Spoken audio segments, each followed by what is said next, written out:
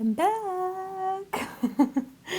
So I haven't filmed in a month, like a month exactly, and it feels weird. Like it feels very weird. Hi. Thanks for bearing with me while I took a month off essentially. It ended up not being at all the way that I pictured it. And that ended up being kind of a good thing. I just want to for my first video back, I just want to do my makeup and talk to you guys about my month of June. I'm going to vibe. This is going to be a voiceover, just so you guys know. I'm going to vibe out. I'm going to do my makeup and I'm going to chat to you guys. Okay. Look at my nails. Aren't they pretty? They're that same, they're the same brand that I always, the cheap one from Amazon, BT Art Box. But I mixed two different styles. So these, the nude ones with the gold cuticle thingy are one style. And then I picked these up, the little green and gold situations. And I just mixed them up because I'm a fancy little bitch. I love it. All right, anyway, makeup. So I just kind of want to talk to you guys about what my plan was for my month off of June versus how it ended up going. My suggestion, because this is going to be very rambly, I'm not talking through the makeup look. The products will be linked down below, but I'm not going to be talking about my technique. My suggestion was just listen to the audio. If you want to watch the tutorial, you can. I'm just going to be sitting here, chatting. So if you want to go for a walk or go outside or go to a coffee shop or something, you just don't even need to look at the screen. Okay. So for those of you who don't know, if you didn't see the last video that I uploaded over a month ago at this point, my original plan was to take the month of June off to work on one singular video that I have been wanting to do for a while. The reason that I haven't done it is just because it was going to take a lot more time. It was going to be a lot longer, a lot more comprehensive. And I also wanted to do more with the editing. So that was my initial plan. Now, I vastly underestimated the amount of time that I would need for that. And that's what we'll get into. But that first month, I thought okay, I'm gonna take June, thinking about it 4 weeks, doesn't that feel like forever? When I say 4 weeks, it feels like forever. It's really not that long. The first week, I decided I'm just going to take this week to creatively reset. And so despite having to do a little bit of work, which is just, just how life is, I do a little bit, but for the most part, all I did was focus on doing design, decluttering, decor stuff around my apartment. Things that I had been wanting to do for a really long time, things that have been bugging me, just making things like the design in my apartment a little bit more cohesive. I wanted to have a creative outlet that wasn't going to be filmed. I really didn't want to film it. And you know what's funny? It would have been amazing content because I did so much. And I think I did a lot to really create just a more, not only cohesive, but comfortable space that looks like a home. And I love it. I love it so much. However, during that week, the beginning of the week, I would say maybe the first 3 days, it was very liberating, extremely liberating to have this creative outlet that was just me doing things without thinking about it really, I didn't really have a plan. It was I was just going and I wasn't filming anything. It had nothing to do with what I do on the regular for work. It wasn't a pressure me painting, where it's something that I've done for years or haven't done for years. I'm really rusty about, I'm a little insecure about recently. It was just it's my home, no one is judging this except me. It was also very funny to have my boyfriend come home and be like, what is happening in here? That was great. Then after about 4 or 5 days, it started to become a compulsion. And I kind of got to the point where I was waking up every morning, looking at things and being like, I have to get this done today. If I don't, I'm going to be super disappointed in myself. There was one night I remember this was actually after I had that realization that it had become a compulsion, and it was no longer something healthy for me, and it was kind of like torturing me. Where I expressed this to my boyfriend. I was like, okay, now I know I need to take a break from this, because it's no longer like liberating, and now it's like becoming a prison, just like I kind of do with a lot of things.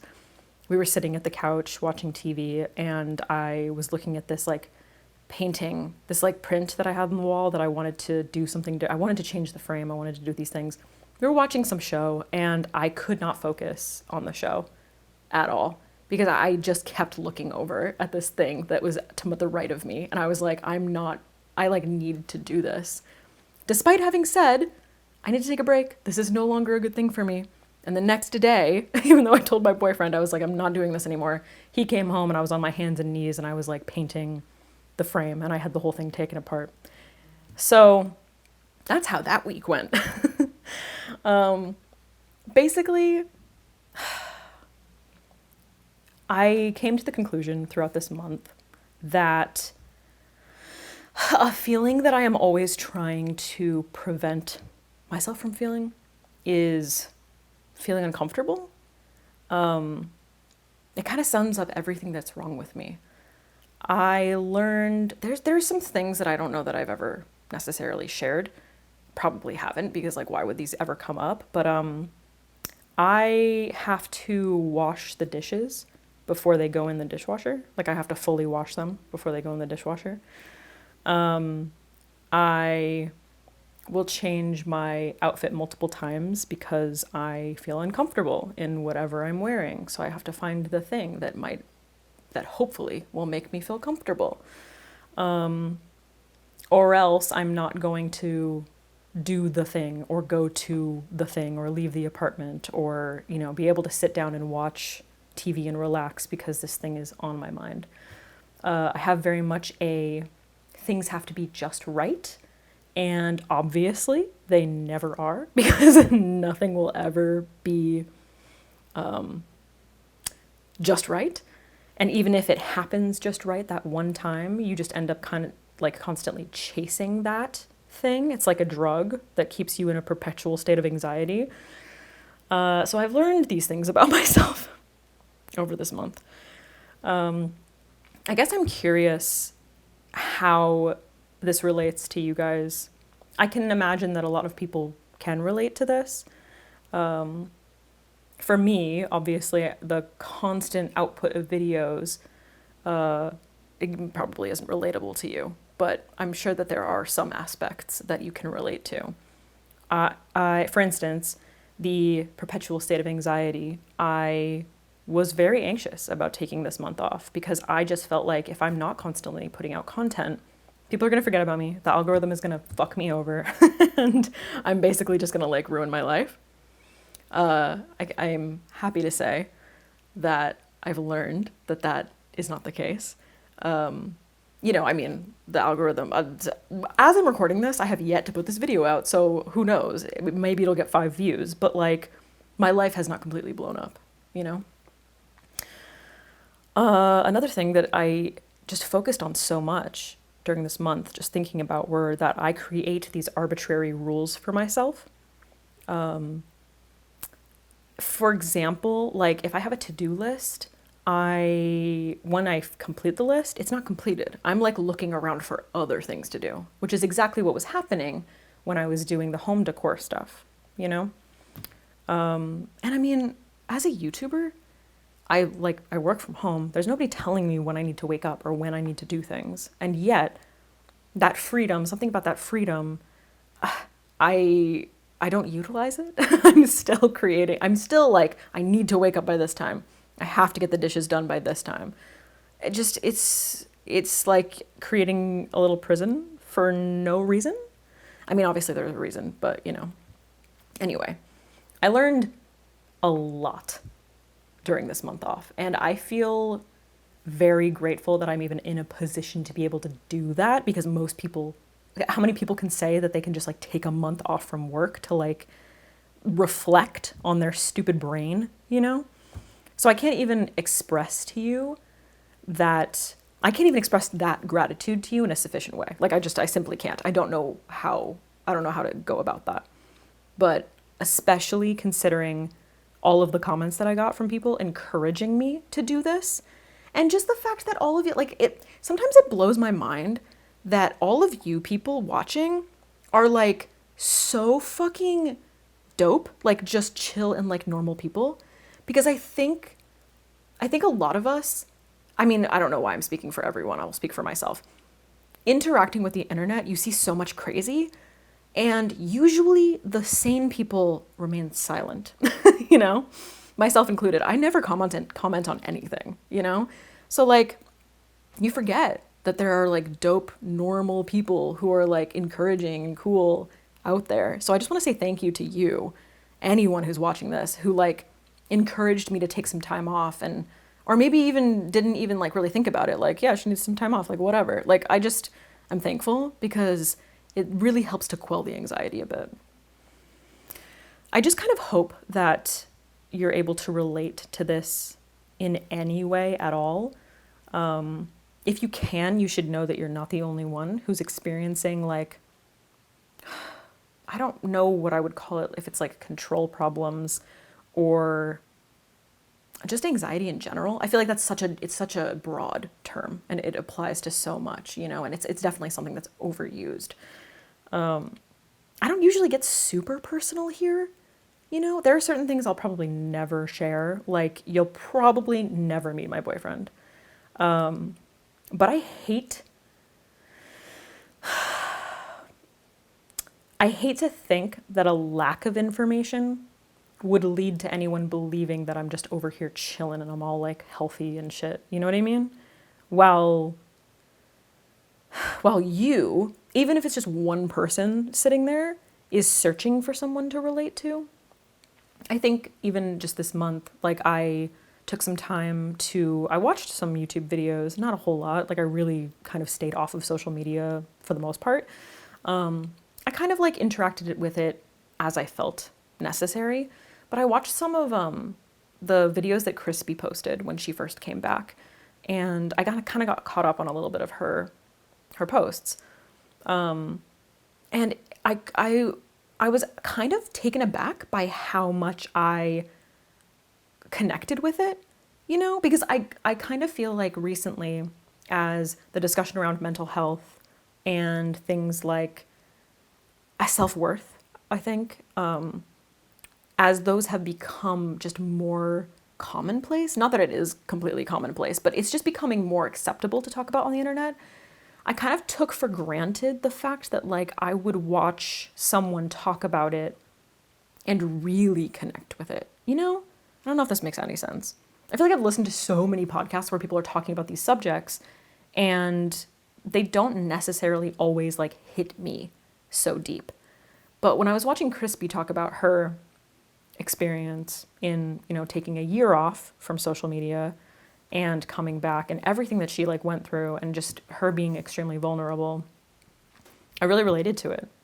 I remember meeting Crispy one time at an event, and it was like so cool because when I was like, you know, trying to be an influencer or whatever, like it was like the Ipsy girls, you know what I mean? Like Crispy, Desi, Katie, like they were top, like obviously Shayla, Karen, like they were all at the top. And I remember meeting her, I think it was a Makeup Forever event, and she was so like quiet, you know, like, and a little bit shy, but really sweet. Like she didn't give, I've met some influencers who give off, listen, we all know that they exist. The influencers who like think they're the shit. Okay. She didn't give me that. And I remember being like so pleasantly surprised by that. Even though it was it was a very brief encounter, she felt like a real person. Anyway, I don't know. If you were a Crispy fan, or if you don't even know who Crispy is, can't imagine how, you should check out those videos. Just, I think it's useful just to hear about another person's experience, even if you don't necessarily relate with it. Not that I went through exactly like what she went through, but I just mean that sometimes you hear someone's story and it hits you in a different way, you know? I think right now I'm rediscovering that this is my YouTube channel. I can do whatever the fuck I want with it, you know? I'm working on dismantling some boxes that I've created. And I think just kind of like reframing my narrative. Anyone who's been in therapy probably fucking knows that term. I was kind of reluctant to even like say this, but I was in therapy for like 8 months, regularly, just CBT, you know? But I recently just started pursuing treatment for OCD.